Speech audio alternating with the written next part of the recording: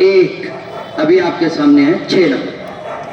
نحمدہ و نصلی علی رسول الکریم اما بعد. جناب صدر اور معزز سامعین السلام علیکم. آج کا ہمارا موضوع ہماری ملت کی حالت زار کا آئینہ ہے. ایک سوال نشان ہے اور ایک درد بھری پکار ہے. کیا ہم نے منصب خیر المم کا حق ادا کیا؟ لب بے بس، الفاظ بے قابو، دل بے قرار اور من بے چین ہے کہ قرآن نے تو ہمیں بہترین امت کہا، جو انسانیت کے لیے پیدا کی گئی، جو بھلائی کا حکم دینے والی ہو، برائی سے روکنے والی ہو اور اللہ پر ایمان رکھنے والی ہو. مگر سوال یہ ہے کہ کیا ہم نے اپنے اعمال سے اس اعزاز کو سچا ثابت کیا؟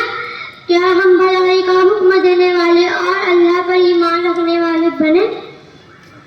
کیا ہم نے قرآن و سنت پر عمل پیرا ہونے کا جذبہ باقی ہے؟ محبت کا جنون باقی نہیں ہے، مسلمانوں میں خو باقی نہیں ہے، صفے کچ دل پریشان سجدہ بے ذوق ہے کہ جذبہ اندرو باقی نہیں ہے. سامعین مکرم،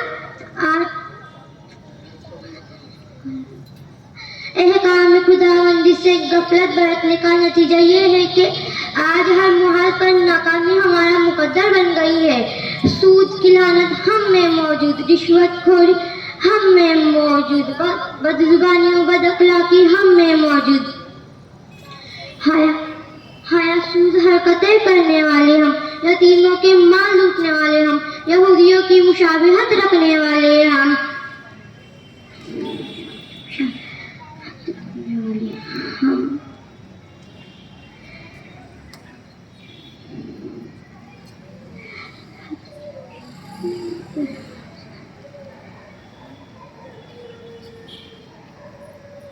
اس کے آگے